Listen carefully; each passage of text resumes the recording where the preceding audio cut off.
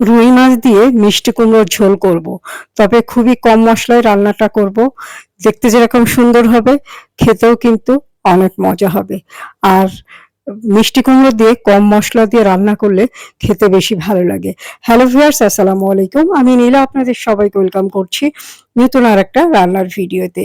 আর আজকে রান্না করব মিষ্টি কুমড়ো দিয়ে আলু দিয়ে রুই মাছের একটা রেসিপি। তো প্রথমে আমি কড়াইয়ে তেল দিয়ে মাছটা একটু ভালো করে ভেজে নিব।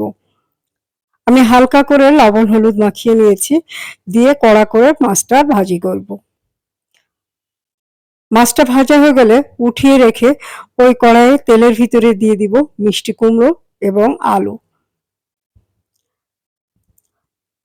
দিয়ে দিব স্বাদ মতো লবণ এবং হলুদ, দিয়ে কুমড়োটাকে আমি ভালো করে ভাজবো এবং এর ভিতরে আমি আলুটাও ভেজে নিব। কুমড়োটা ভাজা হয়ে গেলে কুমড়োটা উঠিয়ে নিচ্ছি, আলুটা আরেকটু সময় নিয়ে ভেজে নিব। আলুটা যেহেতু একটু পরে দিয়েছিলাম, এ কারণে আরেকটু সময় নিয়ে ভেজে উঠিয়ে নিচ্ছি।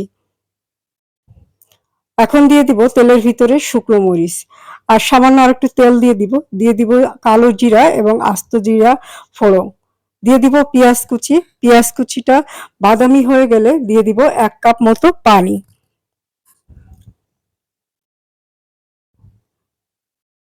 এই পানিটা দিয়ে আমি এর ভিতরে দিয়ে দিব এখন মশলা, স্বাদ মতো লবণ, হলুদ,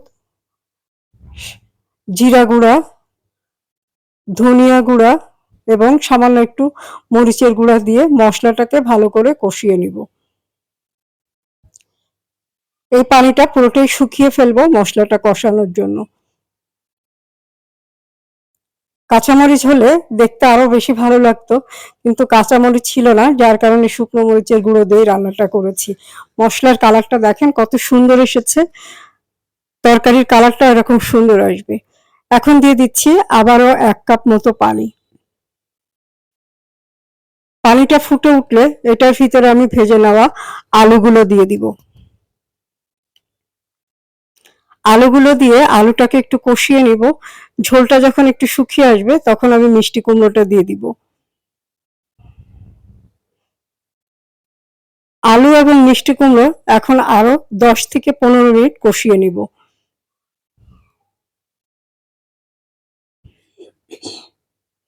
10 থেকে 15 মিনিট খুব ভালো করে কষানো হয়ে গেলে আমি এটার ভিতরে ঝোলের পানি অ্যাড করব। খুব একটু সময় নিয়েই কষাতে হবে, মশলাটা একদম গায়ের সাথে মানে লেগে যাবে, মশলাটা কড়াইয়ে লেগে থাকবে না, খুব সুন্দর একটা কালার চলে আসবে, আর আলু কুমড়ো সবই সিদ্ধ হয়ে যাবে। এখন দিয়ে দিচ্ছি ঝোলের পানি, ঢাকনা দিয়ে ঢেকে দিব। 10 থেকে 15 মিনিট জাল করার পরে এটা উঠিয়ে নিব। উঠিয়ে নিয়ে একটু নাড়াচাড়া করে দিয়ে দিব ভেজে নেওয়া মাছগুলো।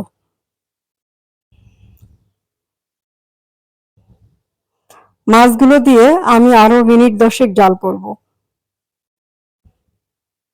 নামানোর সময় কয়েকটা কাঁচামরিচ দিলে ভালো হতো, কিন্তু ওই যে বলেছিলাম আজকে বাসায় কাঁচামরিচ ছিল না, যার কারণে কাঁচামরিচটা দেওয়া হয়নি। এখন একটু নেড়ে দিচ্ছি, নেড়ে দিয়ে ঝোলটা চেখে দেখবো এবং সব ঠিকঠাক আছে কিনা।